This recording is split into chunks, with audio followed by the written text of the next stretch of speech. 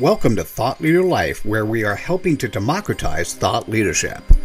Join us each week where we interview a new thought leader about what it takes to become and maintain thought leadership in a number of different vertical markets. To learn more, check out www.thoughtleaderlife.com. Hi, Mitchell Levy, global credibility expert, and welcome to this special credibility episode of Thought Leader Life, where we're talking with experts about their credibility. And today's guest is Neil Thompson. He's a teacher at Teach the Geek, love that name, who helps STEM professionals with their public speaking. Neil is also a speaker, writer, and entrepreneur. Neil, welcome. Thank you for having me, Mitchell. Oh, you're absolutely welcome. Hey, so tell me, what is your CPOP? What is your customer point of pain? There are engineers and scientists who struggle with public speaking, and more specifically, with communicating with those that are outside of their space. And I help them with improving on that. Oh, I absolutely love that. So the audience is easy. Engineers, scientists, you might even potentially say accountants, although they don't necessarily want to publicly speak, but in that realm. And so what do you do? How do you help somebody communicate more effectively if they're in that mode? Well, I have a course. It's an online course, and it's called Teach the Geek to Speak. And I put it together based on my own struggles in public speaking when I worked in medical devices as an engineer. I was terrible at it at first, and I had to give presentations in front of management, and I sweat through quite a number of shirts because of those first few presentations. But I got a lot better at it over time, because I didn't want to look like a fool every time I had to present in front of the CEO. And basically, I took everything that I learned and I turned it into a course. You still sweat, right? When you talk, Well, not as much. Right. Exactly. Well, so me too. I always said that if I ever do anything, speaking in front of a crowd or even webinars, and I don't get just a teeny bit nervous, it's time to do something else. Right. Well, I'm a big proponent of, I firmly believe that if you're not getting nervous before you speak, it's because you don't really care about the topic and you don't really care what the audience gets out of it. Neil, high five. High five. Hey, here, let me do this one. Haven't done this yet. That is the money statement. When you reach the point in life where you're just not a little bit nervous when you're speaking to a crowd, it's time to start speaking to another crowd. For sure. I like that. So I think I understand, based on your bio and you, where you get credibility from, but can you talk about that? How do you have credibility to do what you do?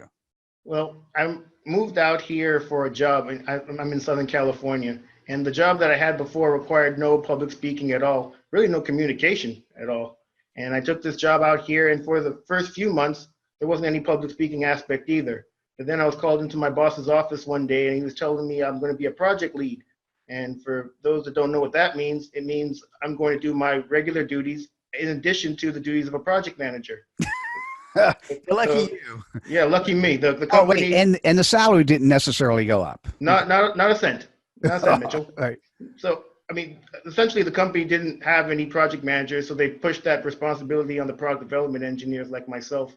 And one of those responsibilities was every month I had to get up in front of senior management, CEO, CTO, CMO, anyone was seeing their name, and I had a corner office, and give presentations on project progress.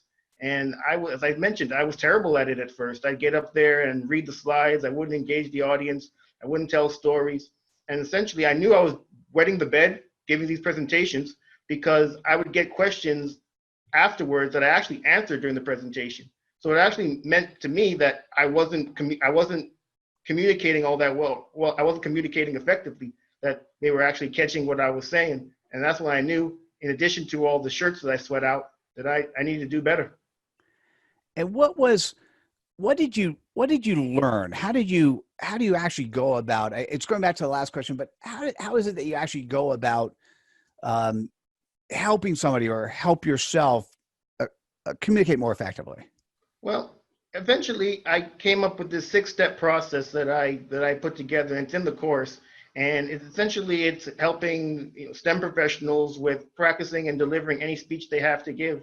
And the first step is, and I think probably the most important one, is knowing your audience. Those first few presentations that I gave no no credence to what the audience actually wanted. I just slapped some stuff on a slide and went up there and read them. And I quickly realized, well, at least after a few presentations, that just wasn't going to cut it. I didn't want to have that feeling of doing poorly after every presentation. And so a big tip I would advocate is actually finding out what information the audience wants out of your presentation.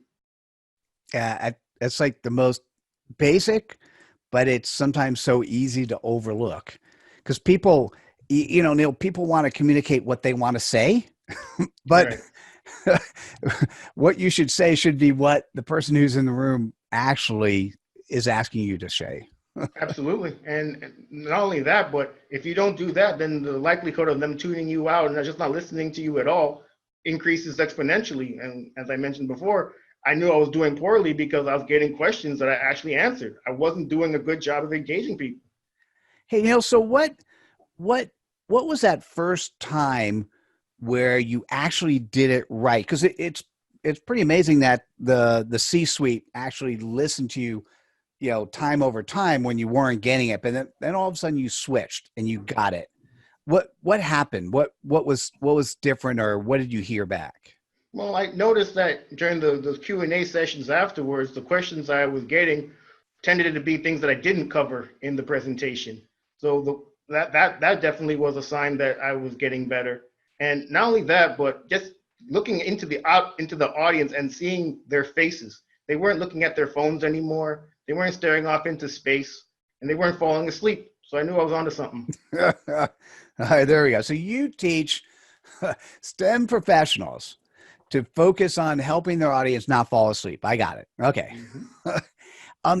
How do you go about sharing that expertise? You've got this credibility. How do you, what do you do to make sure other people know what you do? So I developed an online course, and as you mentioned, it's called Teach the Geek to Speak. And as I mentioned, it's also that 6-step process I share in the course. And the reason I decided to make it an online course is I actually attended a Toastmasters meeting at a company here in Southern California, and including myself, only 4 people were at the meeting. And I was told that that's actually pretty standard because people have difficulty going to the meetings regularly. So it really reinforced the idea that I had of putting the course in an online format so people can access it and do it at their own time in their own time in their own space. And it's worked out pretty well so far. Nice. So listen, if you're a self-proclaimed geek and you guys know who you are, and whenever you've had a chance to speak in front of an audience, which are not peers, but others, and you just sort of blew it, you are going to want to check out this course. Neil, how do people reach the course or reach out to you? What's the best way to do that? They can go to teachthegeek.com to get in touch with me, and also to at least look into the course. And then I have a YouTube channel where I interview STEM professionals who do public speaking. And to go to the YouTube channel, you can go to youtube.teachthegeek.com. Ah, beautiful. Nice, consistently well done. Neil, thank you so much for joining me today and sharing your credibility. Really appreciate it. Great. Thanks again, Mitchell. You're welcome. And guys, hey, thanks for joining us for this episode.